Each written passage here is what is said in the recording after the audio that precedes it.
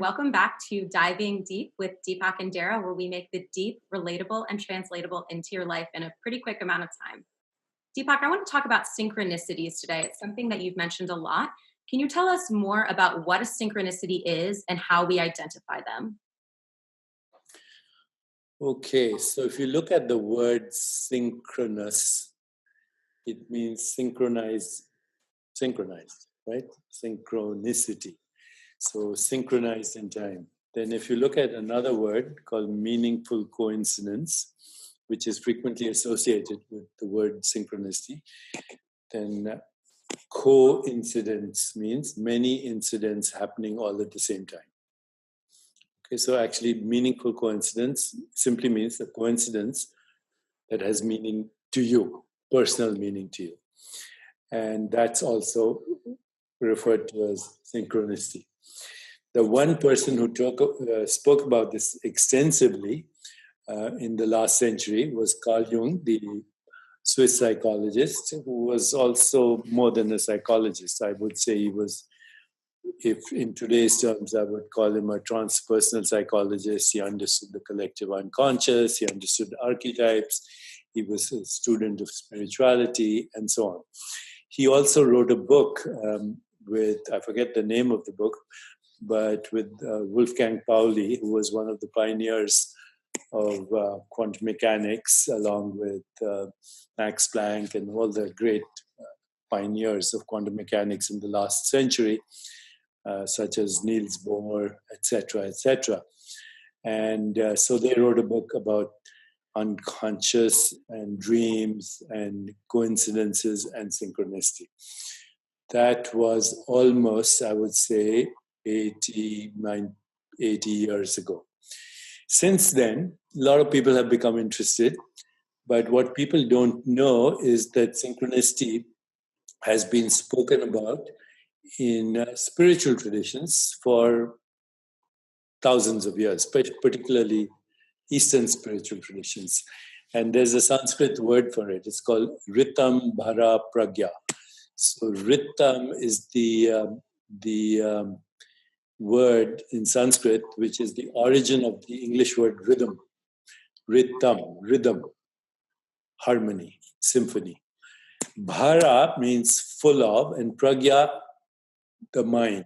If the mind is pregnant with the synchronicity of the universe, then you will experience spontaneous fulfillment of desire or synchronicity or meaningful coincidences or good luck or whatever else you want to call it. So how do you do that? Well, first you understand that the nature of the universe is that it's synchronistic. Everything is happening at the same time. Your body right now is not functioning, heart is not functioning on its own, and stomach on its own, and the brain and the immune function and the hormones, they're all functioning coincidentally. They're all synchronized. Okay, so you can see at any biological organism, the activity is a holistic, synchronistic activity. One is not the cause of the other. Okay, they all simultaneously co-arise, these activities. So heart is pumping blood to the brain, stomach is digesting food so that the heart can get nourishment, immune system is protecting you from infection, otherwise your heart wouldn't be able to function, your stomach wouldn't be able to digest, etc. It's one system.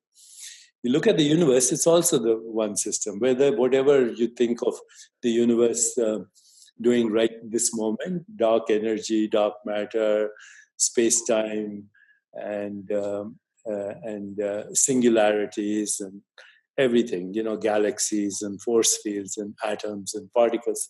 The whole thing has to function synchronistically even for us to have this conversation.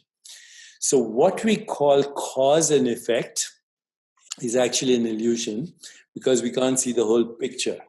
Even karma is an illusion because we can't see the whole picture, because karma is basically understood as I am paying, in a sense, a debt for what I did in the past, or I have a credit. It's a balance sheet of debt and credits. that comes from the illusion of the separate self. So I am Deepak Chopra, you're Darrah Brustein, and there are all these other people in the world. That's a a misperception, because you, I, and everything else is synchronistically part of the whole show, whatever that show is. In fact, we call the show universe, one song, one symphony, and we are part of the symphony. And the symphony is not the musical instrument that you are, or the music that you're playing is part of the whole synchronicity, like an orchestra, and everybody is doing their own thing, and yet it's part of the whole thing. Most people don't think like that, but that's how the wisdom traditions think. So here are the 9 traits of a synchronistic experience. 9, okay?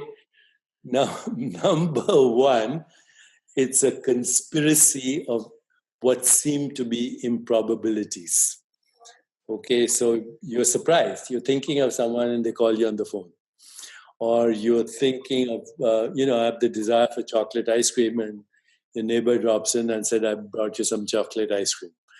Or, you win the lottery or whatever, but there's a thought involved, whether it's conscious or unconscious, that somehow orchestrates the whole conspiracy of improbable events. Number 1. Number 2, these events that come together are not cause-effect relationships. One is not the cause of the other. They are simultaneous co-arising of interdependent events, relationships, and people, encounters. Number 2. Number 3, which is difficult for most people to understand, these events are orchestrated in a domain that is non-local. Non-local means it doesn't exist in space or time. Right now, this conversation we are having, even though it's at the speed of light through Zoom, it's still, there's a cause-effect relationship. It's in space-time. But synchronistic events are simultaneously. As soon as you have the thought, the other person has the thought. As soon as you have an intention, somebody is having the same intention. Or something is happening that's happening simultaneously. So it's not in space-time. It's in a domain outside space-time, which in spiritual traditions we call the soul. We can talk about what the soul is some other time, because most people don't know what the soul is. Okay? So number 3 is they're orchestrated non-locally. Number 4, they move you into a higher dimension of reality, what we call soul consciousness, cosmic consciousness, divine consciousness, unity consciousness. Another topic for another day, discovering higher states of consciousness. Number 4. Number 5, there's an intention involved. But that intention, you may not even know that you had that intention. Maybe a subconscious intention. In fact, intention goes through 4 stages before you become aware of it. Another conversation. Higher consciousness, intention. That's number 5. Number 6, once you start experiencing them and noticing them, it never stops. Your lifestyle transforms. You can never go back to where you were. It's like a child that's born, can't return to the womb. Number 7, let me try and recall all these. I haven't thought about it for a while. Number 7, emotional. There's a lot of emotional joy that comes with it and a lot of laughter. You say, how did that happen? That's so funny. I was just thinking about that. So there's a lot of emotional fulfillment that comes. That's number 7. Number 8, as a result of synchronicity, you start to actually become very clear about the meaning and purpose of your life, what Eastern traditions call dharma. Okay, that becomes very clear to you that this is your calling and this is why you have incarnated. Okay, and then number 9 would be, once you know the mechanics of synchronicity, you slowly become free of what people call karma, which is based on an illusion anyway. It's based on the illusion of the fragmented, separate mind, when in fact our minds are inseparably connected with the whole ecosystem of all minds. And these days, even more, because the ecosystem is on social networks and on Twitter and Facebook and Instagram. But you realize that the only time karma is involved is when you think of yourself as separate from all that exists. So that's synchronicity. Now, there are techniques to get there. Another conversation. Well, that actually is part of what I ask you, which is there a way to manifest, so to speak, more synchronicity? And Yes. And I wrote a book about that. It's called The Spontaneous Fulfillment of Desire in America. In Latin America, it's called Synchrodestino in Guatemala. And in England, it's called Synchrodestiny, which is how do you manifest synchronicity by understanding the mechanics and your own destiny or your calling, which we can go into. There are even mantras and sutras and all kinds of techniques to get there. But one hint, as long as your ego is involved, you won't have synchronicity. The moment your ego gets in the way, the separate mind gets in the way, karma intervenes. So how do we remove our ego more and more?